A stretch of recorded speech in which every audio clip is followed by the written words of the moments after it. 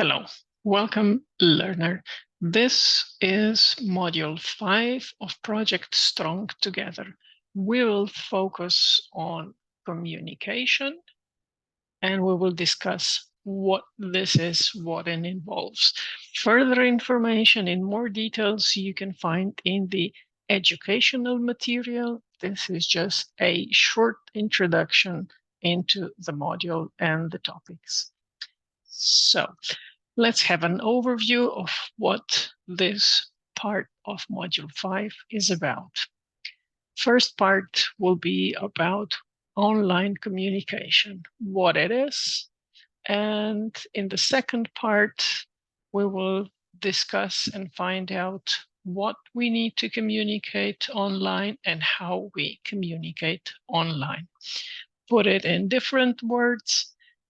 Topic 1 will focus on how to communicate, addressing vocabulary, online communication in comparison to in-person communication. Topic 2 will focus on the tools we need to communicate online.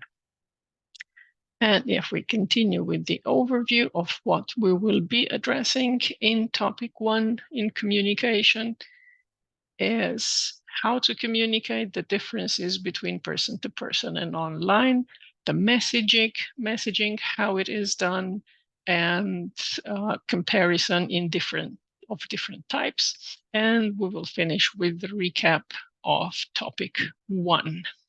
So let's now have a look at what is communication.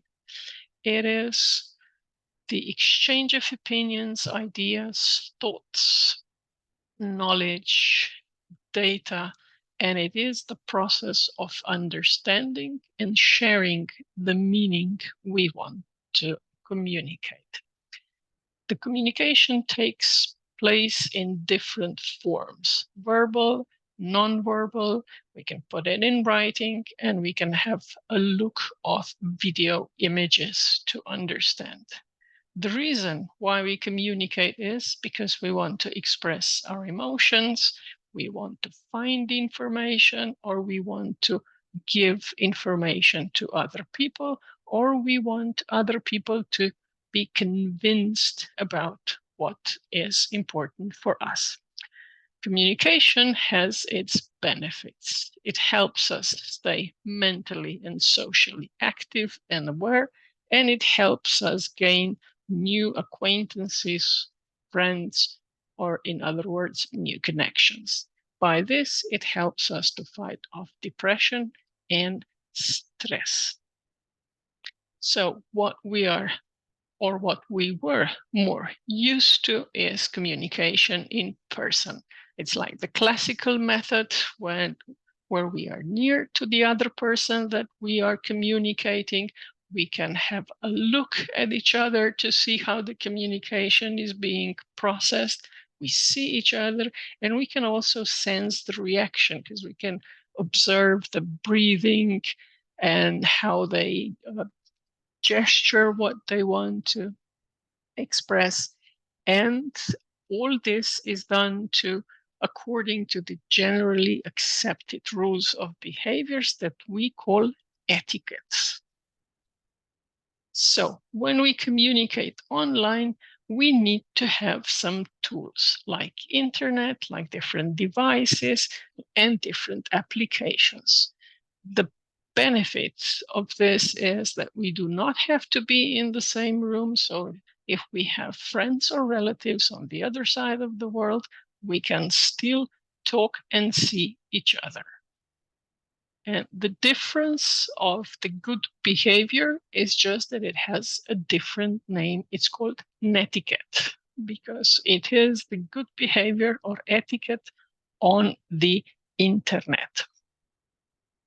So if we look a bit more into what netiquette is, what it means, it is about good behavior that helps us exchange information and knowledge.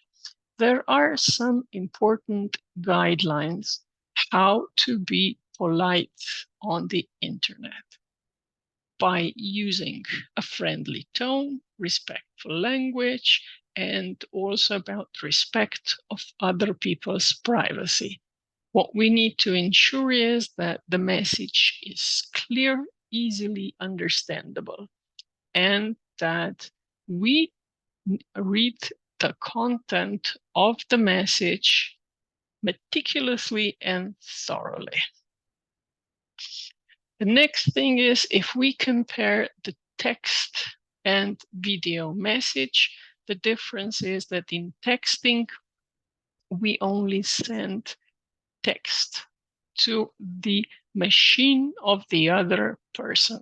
So we can text someone on the phone that are, for example, we are being late or we are in a meeting and we cannot talk. The other option is sending video messages. The benefit of this one is, or the advantage of this one is, you can see the person and how they accept the information.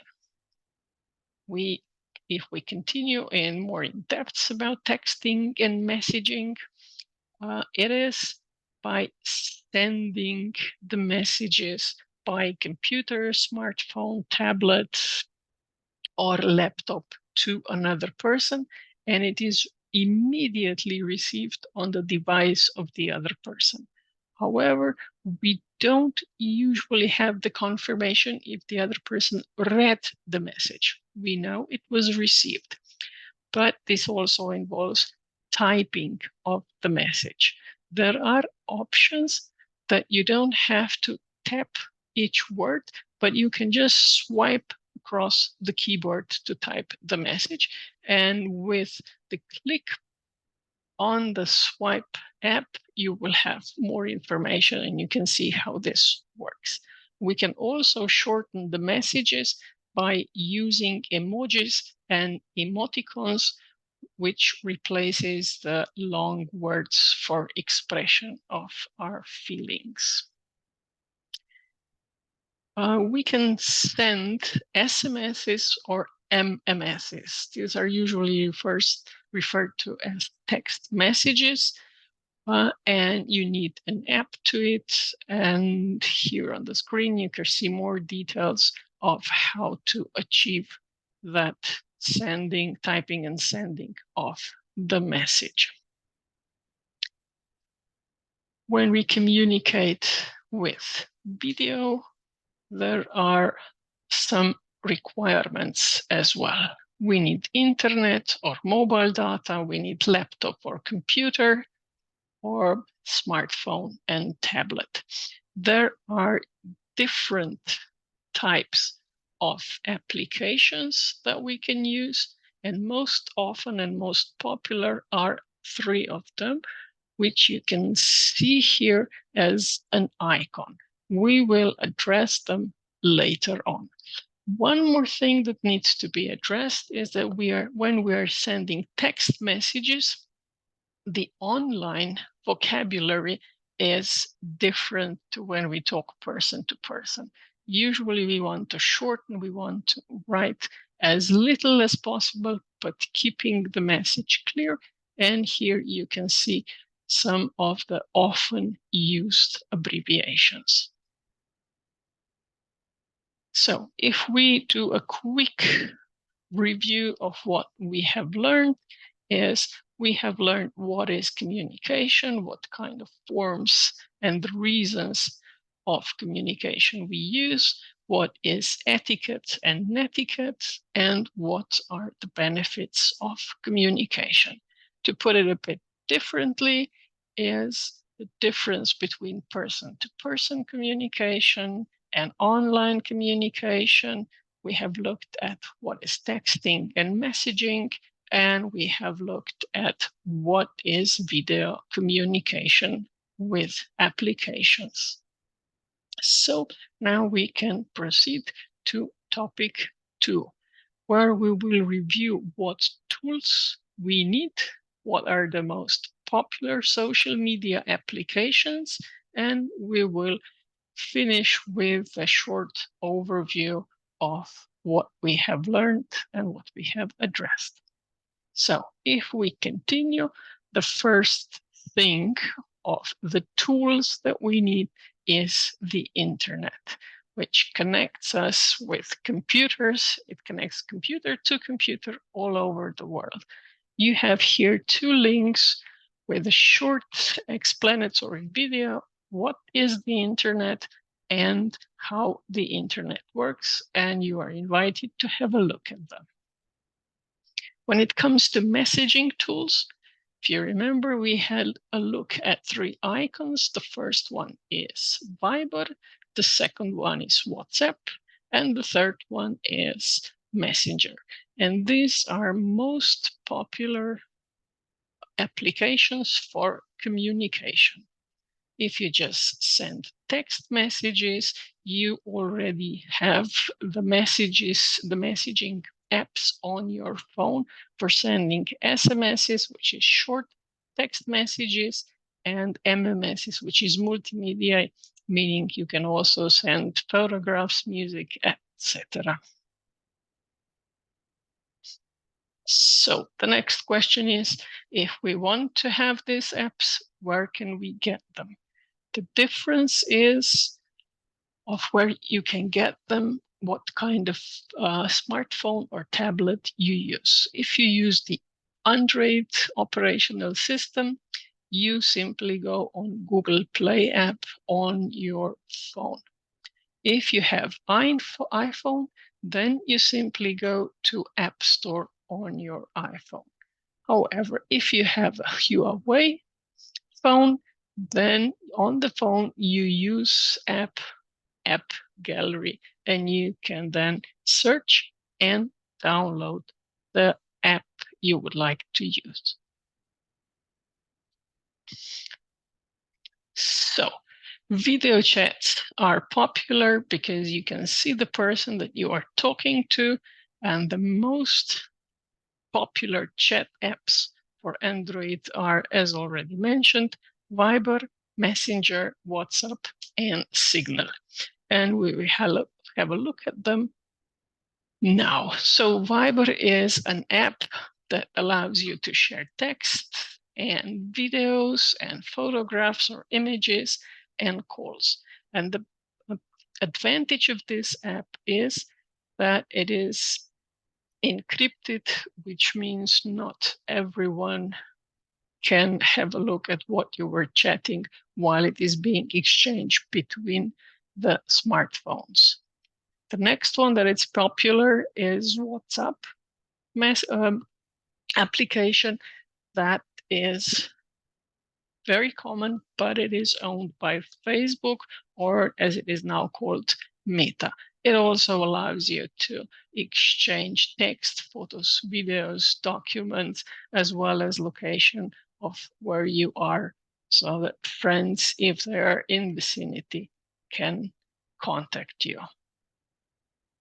The next one, very popular and a bit older than WhatsApp, is Messenger, which offers pretty much the same options as previously mentioned apps.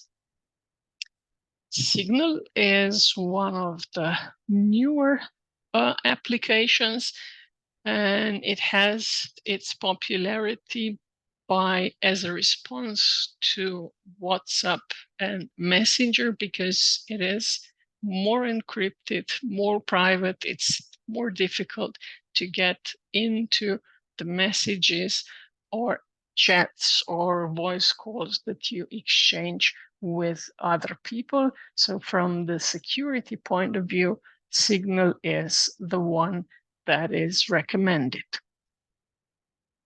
If we do a short recap of the topics that we have just addressed, this refers to mobile data, smartphones, laptop or computer, and applications, which are the tools that you need for online applications. So if we have a look at lessons learned in module communication, it is about that communication in person allows better understanding because of the physical presence.